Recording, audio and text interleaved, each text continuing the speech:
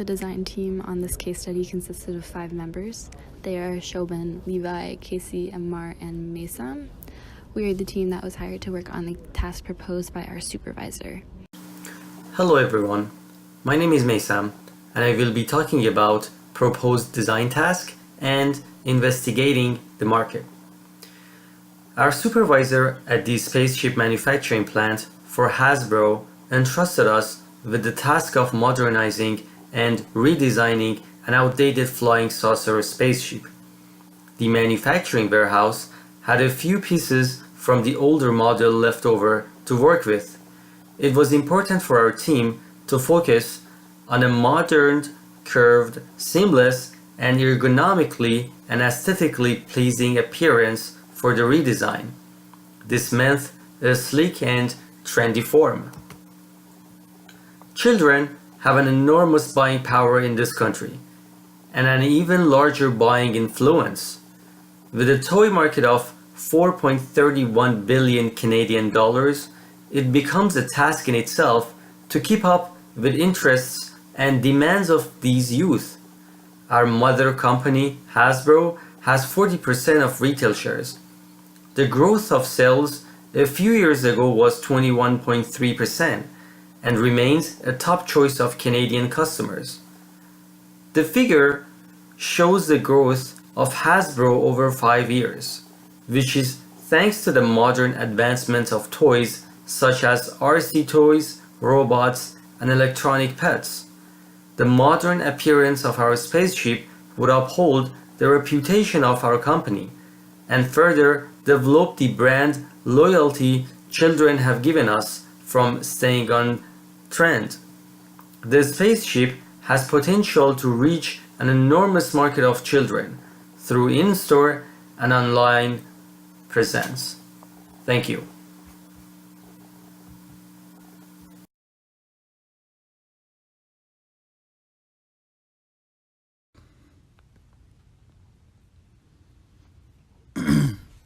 Our target audience for this type of toy is between the ages 3 to 9 years old.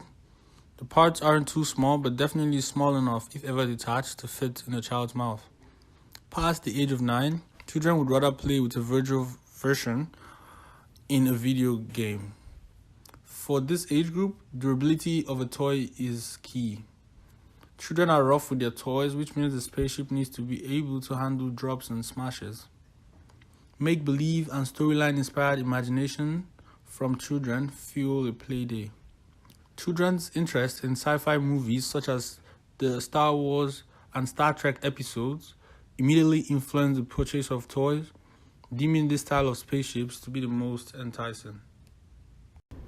To determine the design of the new spaceship, members of the design team brainstormed modern designs from various styles of outdated spaceships. Sketches were put forward of each concept, which were analyzed for plausibility and then considered for the final design. Our team voted between the sketches, which landed on the decision of concept sketch number 7. This was the first proposed concept. This concept was of an interactive rocket ship style with detachable parts for extended imaginative play for children. The concept didn't seem modern enough, so it was passed on. This was the second proposed concept. It is a simple Moonlander style ship with 2 legs as a base. The concept didn't seem to be stable enough to stand on its own, which limits the fun factor of it if it's, toppling over all the time. So we passed on that one as well. These next 3 concepts, 3, 4, and 5, followed the same modern aesthetic. The 4th sketch in the middle row, as you can see, was deemed a little unrealistic for the toy because it doesn't stand up at all. All 3 concept sketches were just short of the marker for seamless and sleek, so they were passed on. The 6th and 7th concept highlighted the outdated models that they were derived from. The rocket ship style was passed on for not being modern enough as well. Even after the addition of wings and shooting parts, it's still not as modern looking as it could be. The 7th concept sketch was decided on for the final design. It was modernized from an outdated UFO flying saucer kind of model toy ship. The concept took on a new ideal, modern, curved, seamless, and ergonomically, aesthetically pleasing appearance. Once the outdated and modern designs were decided upon, the conservation of parts from the flying saucer was implemented. The base from the previous model would be used to build the new USS Enterprise inspired design on. The design for the new model was considered practically in terms of NX9, where the design just evolved from there. Modifications to the dimensions and the design were made to achieve that appearance of sleek and modern.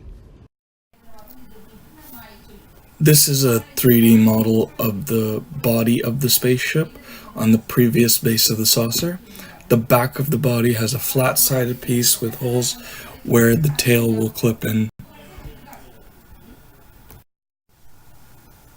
This is the 3D model of the tail of the spaceship.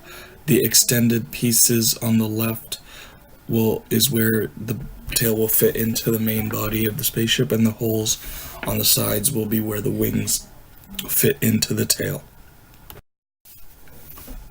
This is a 3D model of the right wing of the spaceship. The left wing is a mirror image of this. The extended pieces are where the wings will clip into the tail of the spaceship. The left wing has the exact same clips. This is the spaceship once assembled fully. The body, tail, and wings all fit together nicely. With further development, the wings can be fitted with launching mechanisms with smaller pieces or with LED lights for both simulation of lasers. The extended pieces on the parts of the spaceship can be manufactured to take the form of no-release push pins, similar to those used in automotive trim applications. The body and tail would both make use of these constraints. The main body itself would be fabricated to such thickness that the spaceship would withstand drops and smashes from reckless children. The wider diameter of the push pins, along with the design of themselves, would offer durability against fracture and loss of the wings or tail. These push pins and other parts of the spaceship can further be used to have further development aspects where we can create new parts that can fit with old parts of the spaceship, and to be able to create mix and match parts so that the kids can customize spaceships with different parts and also allow us to have a greater profit margin. The main body, tail, and wings would be manufactured in bulk with the simple design as shown. We have a prototype model present for physical assessment, but due to the mode of this presentation, I don't think that would be possible. Further machining for details such as grooves and layers would be necessary, as well as finishing for a smooth, seamless appearance are both necessary to bring the product to a shelf-ready state. Although the prototype was manufactured using 3D printing techniques, the final product could be manufactured out of a gray or white molten plastic and left like that for a simple approach, or painted over with a chrome finish paint for an ultra-modern aesthetic look. So our manufacturing costs heavily relies on the manufacturing methods that are used, and those depending on what manufacturing methods we use, that could vary our profit margin from about 5.6%. Right now, the retail price for the product is 10 Canadian dollars, and we expect the profit margin to be about 20% per 100 units sold, and that's if we use the old batch for our product. And if we were to make a product from scratch, we can expect a profit margin of about 10%. So right now there are about 5,000 pieces left in the warehouse for our outdated model, with which we will experiment our newly designed spaceship. And if this design was successful, which means it meets the profit margin we expected it to meet, then we would like to officially submit a report to manufacture more pieces. So the development process, which is projected to be 16 days, has been completed. The next final phase is the implementation stage, which is projected to be about 22 days. And this works out pretty well, since we can expect the toy to be in stores before Christmas. which is usually our peak sales season.